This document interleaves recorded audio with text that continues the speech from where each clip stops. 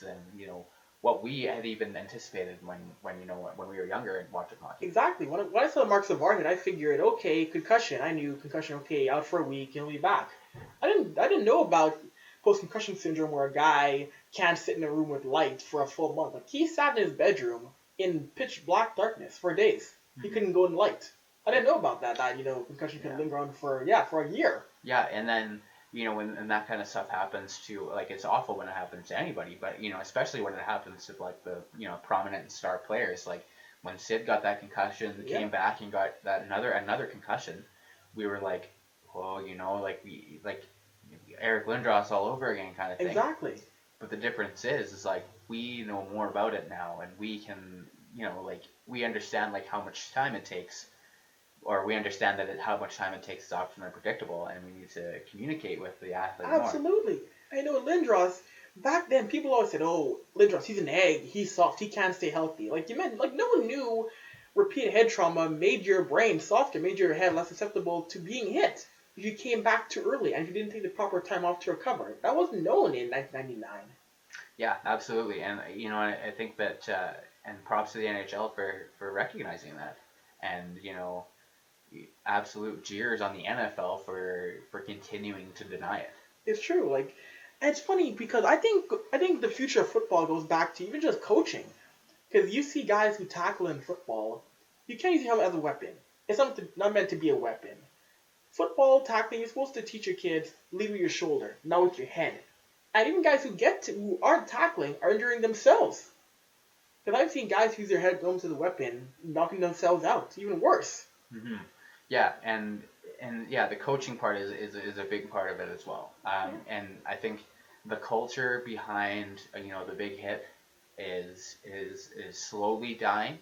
I mean, and I'm not gonna sit here and tell you I don't love a big hit, Right? because we all do. it's awesome. Yeah. Like even when I saw McDavid get laid out by Jay Virtanen, like during the Young Stars game, I was just like, nice, like that. I mean, like it wasn't like obviously great for us, but Yeah, I mean, it was a clean hit yeah, though. So yeah, exactly. So I'm not gonna sit here and tell you that I don't like to watch big hits, because I do, but I think the culture is slowly getting to a point where people are like, okay, like big hits are nice, but is it worth seriously injuring somebody or killing somebody? exactly. The head, you can't target the head anymore. That used to be target the head, knock him out of the game. You can't do it anymore for good reason. Yeah, yeah, absolutely. And like, I can't imagine what it was like back then. Where people were like gunning for heads, but No, like literally headhunting. yeah. Like I look at the NFL. I used to watch all the time old NFL games in the '70s. I think, like, how did no one get killed out in every single play? How Yeah. did no one die every week? Well, I mean, yeah, and I think and what's interesting is that I would imagine that if they had the equipment that they have today, like these like borderline metal plates on their shoulders, Yeah, I think they probably would have killed a couple of people, they probably would have. because they were just wearing those like pads, right? Yeah. I mean, like I remember Don Cherry was saying that the reason why people are getting so many concussions these days is because not only because of the speed that is picked up, but like the borderline armor that kids are being put in. It's true. And I tend to agree with that. I think that, and not to say that, like I'm not an expert, like, and I don't think we should probably like knock down the protection, Right. but I think that, with the regular, just like literal pads, I think there will be a lot less injuries. I do think so. I know Jeremy Roenick in his book. He said that Mike Keenan with the Blackhawks, he was the Blackhawks head coach. He wanted every player to have these giant pads that would knock guys out. He threw away the soft pads. He threw them in the garbage in pregame and said, "Wear these." Mm-hmm. And this was in 1989. Yeah. And like I think the Blackhawks were a team always near the top of the league in penalty minutes back then. Like he had Chris Shelley coming across the middle with these giant weapons of mass destruction, coming to hit guys like a Mike Modano. Yeah, absolutely. and then and that was that was Mike Keenan, right? Like Yeah. he was gonna do what it took to win, and that's what's awesome about the NHL is because they're finally starting to realize this isn't cool. Like No. and now that everybody has the equipment, I mean, like that's a different story, but. And people are starting to realize, hey, like this is dangerous. We need to slow down. We need to fix this game to make it less dangerous, and that's what's awesome about it. Yeah, like NHL, it'll be interesting. I can't see too much more rule changes, but I think it'll be. I think again, it'll go back to coaching. more kids will learn to not go for hits from behind. More kids will learn, don't go for the head. It's gonna change over time. Just in coaching, it's how to play the game more. Yeah, and I think this movie that they have coming out, I think will really open some more eyes, like regardless of what they leave out. True. You know, if they depict, and I'm not sure who they have in it or acting or what kind of script they even have, but like if they have if they have actors portraying Junior Seau, if they have actors portraying Mike Webster, I believe they do in the movie. I think they do have actors portraying all of them. And I think if they do that and people kind of see and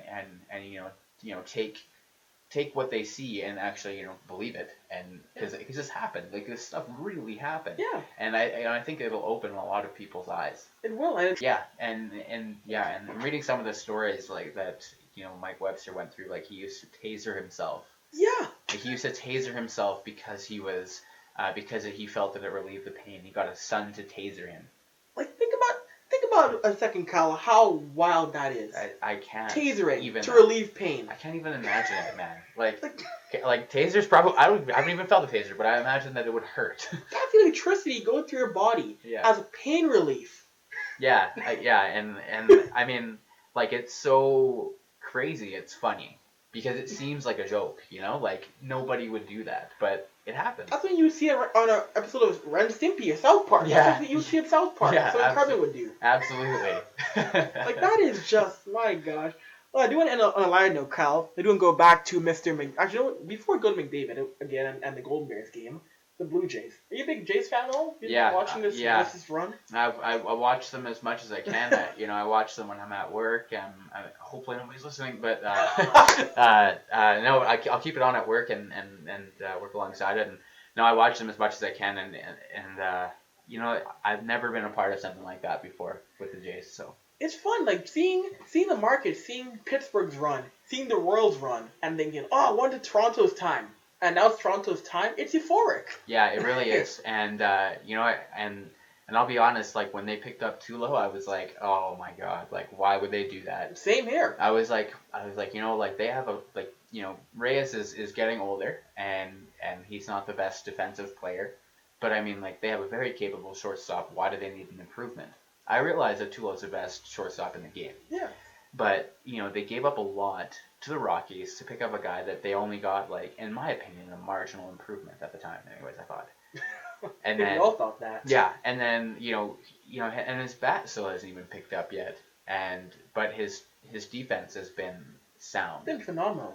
And then after he came in, then there was the rumors I saw John Hyman of CBS say David Price in the mix to Toronto. I'm like, you're kidding me. Well, yeah. Well, you always see that stuff, and you're like, oh, well, they're just in the mix. Like, and Toronto's been like that for the past couple of years. Yeah. Like where they've been trying to pick up free agents, and they've said that Toronto has been buying hard, but nobody wants to come to Toronto, so that doesn't work. No. But a trade is different because unless they have no trade clauses or whatever, and I'm pretty sure David Price did not. He did not. No.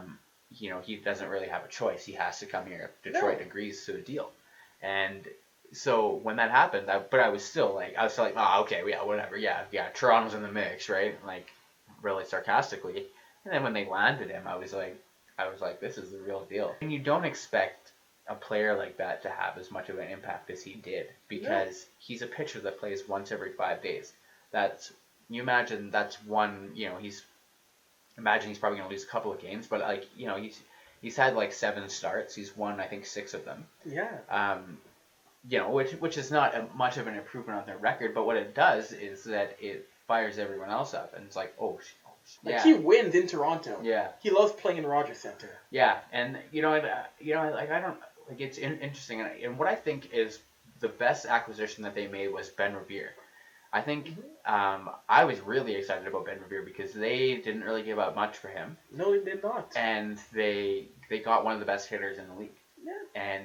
And they finally put him up in the lead spot, which I thought they should have done once he started hitting well. Exactly. But they got him up there now, and he's been a force. Exactly. Of course, Cliff Pennington, they got from Arizona, who's been playing well also too. Yeah, he's been a good shortstop for us.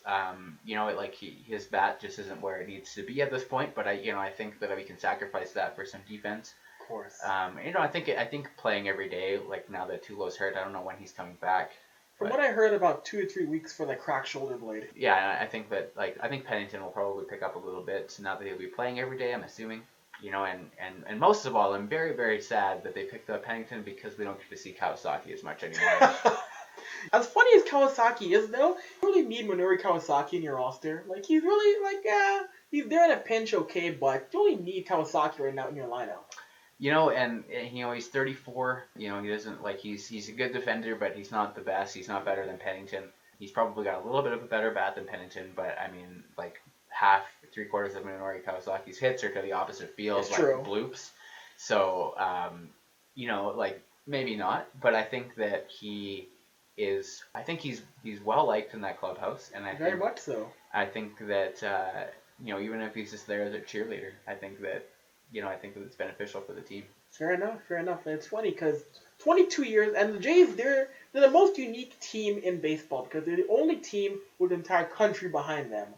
And the atmosphere is just different. And I guarantee you, if this team makes the playoffs, I'm sure Maple Leaf Square, they're going to have the TV again to watch Game 1 of the ALDS between Toronto and, say, Houston.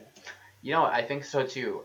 And like I was saying, I'm born in '94, so I haven't been alive for a Blue Jays playoff appearance. I was born in '93, so I wasn't really around. I was in diapers. Yeah.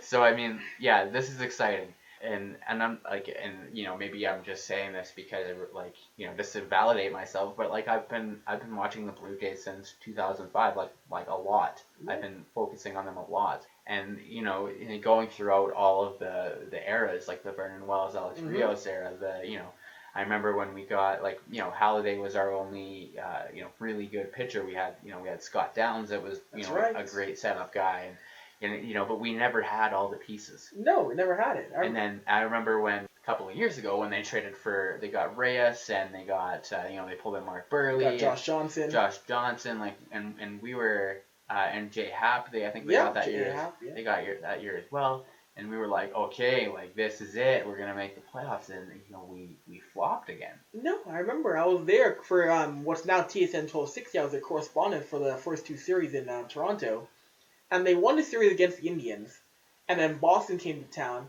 and they got rocked by the Red Sox. And my last game there for that week, they lost 14-0 to the Red Sox. Miller Brooks hit 2 home runs. Yeah. I was like, really? A 14-0 loss? Yeah.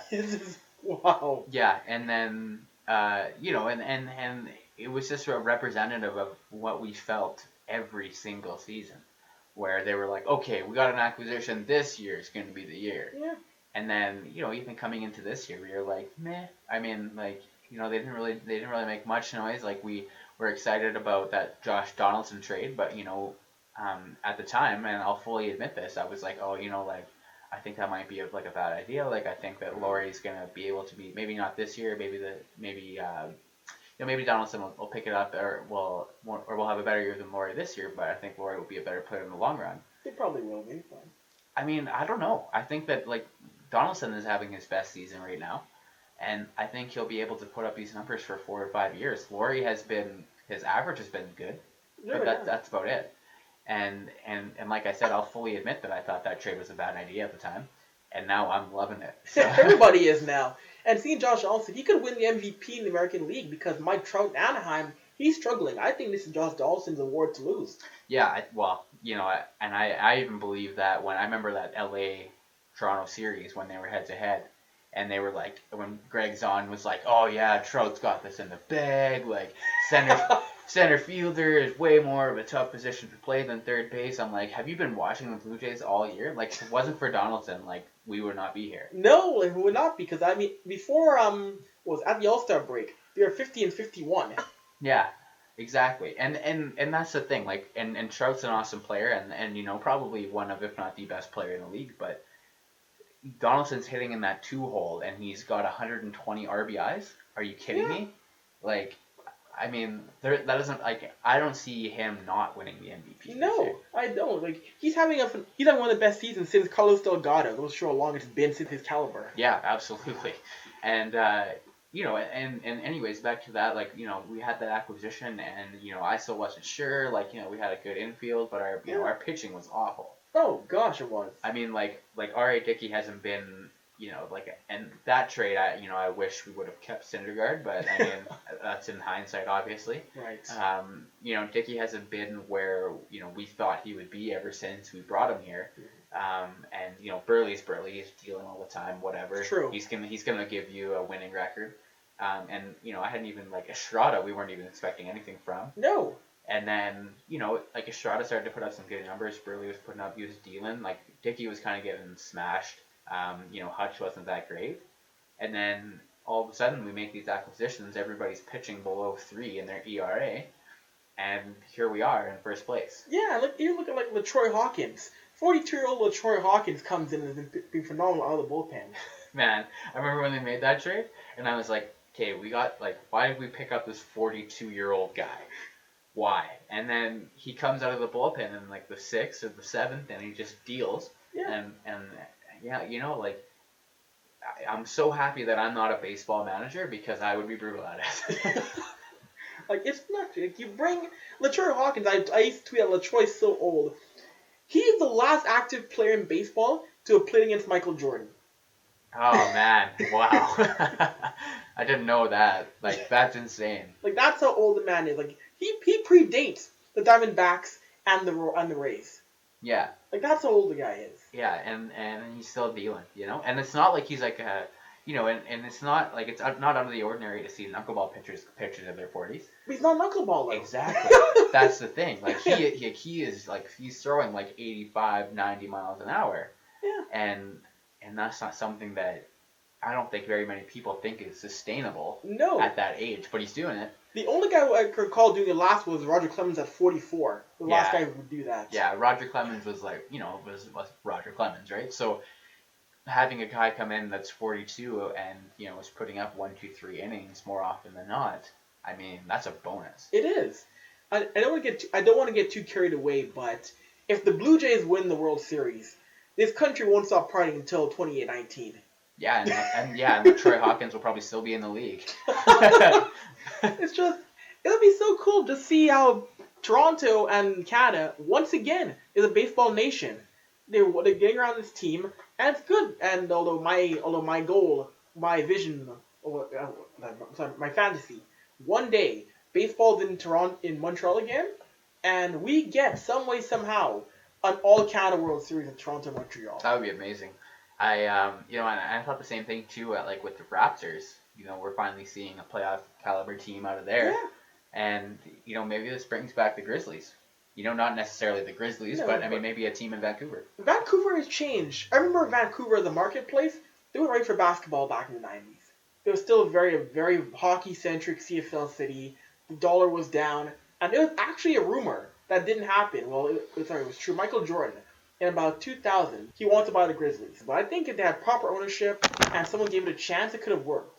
You put an expansion team there now where it's a bit more metropolitan, it's a bit more of a sports-centric city, it could work in Vancouver now. And I think that it probably, it helped a lot that that they had a team there, too. Yeah. Because, they didn't have it for very long, but, it was long enough to foster a generation of kids growing up watching the Grizzlies. It's true. And a lot of those kids are coming up and playing basketball. And I have a bunch of friends who live in Vancouver, and they're always like, yeah, the basketball community is huge here.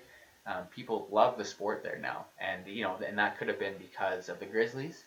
It could be because Toronto is doing well now. But either way, I think that in the future, I'd love to see a team there again. It'd be great, and people don't give Vince Carter enough credit for how he impacted basketball in this country. Absolutely not. Thousands of kids grew up watching Vince Carter. Andrew Wiggins. Who do you watch in the NBA? Vince Carter. Yeah, and I mean T-Mac as well. It's the same thing. Yes. But Vince Carter with Air Canada, right? He was the reason why people were watching. I remember, I think it was the dunk contest. I think it was in 2000. 2000, yeah. And that was the first time I had ever watched basketball and actually liked it. Really? Yeah, because my parents they're just starting to get into basketball now because I make them watch it. But before, we were, strictly hockey, baseball, football kind of people, right? And then I started to get into basketball, and now they're finally starting to get into it. And, now for the past couple of years, we watched, NBA Christmas basketball together, right? All day. And but it was because of Vince Carter. It's true. I remember that dunk contest, and I remember when he was like, it's over, it is over, and we were like, and I was like 6 years old, Yeah. but I still remember that very vividly. I've been watching ball. And basketball's been in our household for years and years. Even before I was born, my parents would watch NBA all back in the day. I remember watching the Jordan with the Bulls, and I remember that Vince Carter dunk contest in 2000. The 2 years earlier, the NBA canceled dunk contest. They scrapped dunk contest. 2000 was the year. Okay, we're gonna bring it back. But if we don't find good dunkers in it, we're canceling it again. Vince Carter saved the dunk contest from extinction. Literally, he saved it from being scrapped again. Yeah, and again, it goes back to I don't really think that Vince Carter got enough credit, not only for basketball in Canada, but for basketball in general. He was, at the time, the NBA was popular, but I mean, like, it wasn't, especially in Canada, it wasn't like a number one sport. It was probably a number four, right? Yeah. And then and Vince Carter came and he was like a Superman, I guess, for basketball. And at one time, he was the greatest player in the world to be playing on a Canadian franchise. I remember NBC never showed Raptor games. Vince Carter came, NBA at NBC live from Air Canada Center. Like, Yeah. what? Yeah, yeah, and what's most awesome is watching him today and seeing him dunk still at 38. Yeah. Like, the guy he doesn't stop. Like, he's his production has dwindled a little bit. He's a bench player, but yeah. I mean, like, he's still dunking like at 38. It's true. It's kind of fitting that as his career winds down, he started with the Raptor and he ends his career with the Grizzlies. It's kind of a fitting way, they're in Memphis. Yeah, and yeah, and I think I remember when he got dealt and or left, and he, Raptors fans hated him for I don't know how long. They did, yeah. And now he comes back and he gets cheers. I think it's because people are finally starting to realize, like, this guy saved basketball here. He did. I think if he hadn't come to Toronto, maybe Toronto wouldn't have a team. I don't think so. No, I think the Raptors, like, they would have been around, but they wouldn't never have been what they were today if it wasn't for Vince Carter, Tracy McGrady. Absolutely, and and I think, I think that basketball has a future in Vancouver, but the Raptors are definitely helping them winning it. It's awesome to see Toronto, like the teams that entire country is behind in Toronto are finally starting to win. They are, and it's just like next year, All-Star Weekend is going to be in Toronto. Never had the All-Star Game in Toronto, and it may be the biggest party the NBA's ever seen. Yeah. An All-Star Weekend in Toronto. Especially because the Raptors are sick right now. Yeah. And and in my opinion, I'm not sure they're a championship team. Not yet. But and that being said, I do think this is the time to go for it. I think that all their players are in their primes right now. They just don't have. I don't know if it's the coaching or whatever, but I don't. Anyways, it doesn't really matter. I don't think that they're a championship team, but I do think that they're a strong playoff team. They are. I think they'll make the second round next year, and I think that because they've been in the playoffs the past couple of years, they've been close both times. Well, not really last year, but the Brooklyn series was really good. It was awesome. Yeah.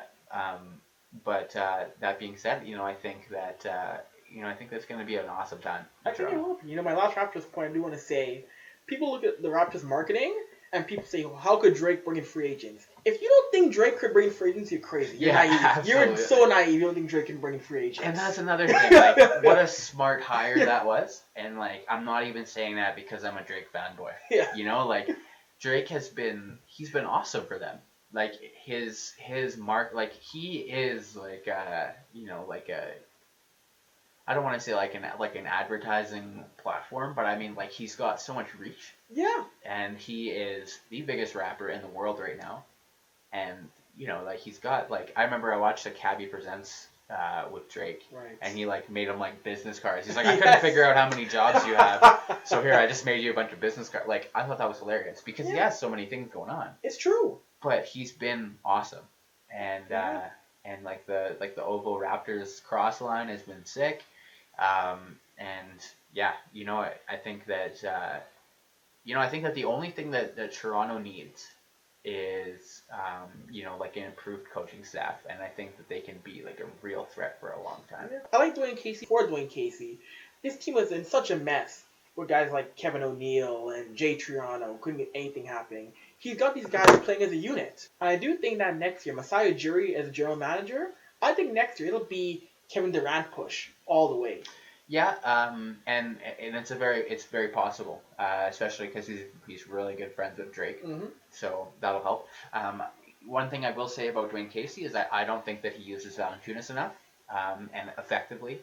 And I'm not a basketball coach, so take my points with a grain of salt. But I think that using him in the fourth quarter is key. He is our rim protector. Yeah. He is our rebounder. He's the tallest guy we have. He's our center. And if you bench him for some smaller guys, I mean, I think you're going to pay. So I think that Valanciunas is a great player, and he's been doing everything the coach has been asking him. When he came in, he was super super thin. Yep. He was fast, but he was super thin. So they were like, okay, you need to bulk up. And now that he's bulked up, he's a little bit slower. So now they're like, okay, you need to increase your foot speed. So that's what he's been working on this summer. It's kind of why they brought in Amari Carroll to be a rim protector. Yeah. And it'll be interesting to see because I think our defense is going to improve tenfold with Damari Carroll and Corey Joseph, it'll be interesting to see. I'm really excited for this year. You know what? The Eastern Conference beyond Cleveland, it's weak. So if they could go in and challenge Atlanta, challenge Boston, Brooklyn, I think they could go far. The big thing is just the Cavaliers. Yeah, they'll be standing in their way. Yeah, Cavs are going to be a tough team, but I mean. It's hard not to be a tough team when you got Kevin Love and LeBron James and Kyrie. The team of we're gonna opt out and re-sign again. We're gonna opt out and re-sign again. Yeah. It's just I don't know. I think it's I understand get your money, but it's so annoying to keep opting out after 1 year and re-signing again. Yeah, I think that I think the NBA free agency is a little bit whack too, but I mean that's another conversation for another day. That is true. And before I let you go, one last point: Connor McDavid, the Golden Bears game tonight. Royal Rookies, Golden Bears. It's 15,000 people are going to be there. Almost a sellout. What people wouldn't pay money to watch Connor McDavid do? You asked that question, and I'm not sure if there's anything that they wouldn't watch. Like, I was thinking, maybe, going to the bathroom, but people probably would. Probably would! Yeah, I don't know. And I think that, it was interesting that they were selling out tickets for training camp. Yeah. It's amazing. There's a lottery for it, because there's too much demand. Yeah. And that's the thing, and it goes back to my point where it's just the city is buzzing, and they have every right to be. I'm not sure if it was like this for Sid, I can't remember, but with McDavid, there are jerseys and shirtsies out there for McDavid, and he hasn't even made a team yet. No. He has not played an NHL game. He is not. And he's, there people are already producing shirts and jerseys. I think I saw some a week after he hadn't even been drafted yet. He was it was a week after Edmonton got the first overall pick.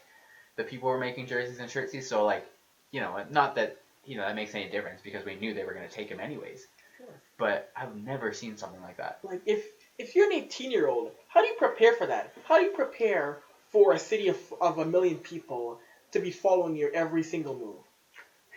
Well, and what I think was most interesting is that when he played in the Erie, he must have had not nearly as much, but he must have had that kind of power as well. Yeah. Where people would come up from all over to see the best, one of the best young players in the world play.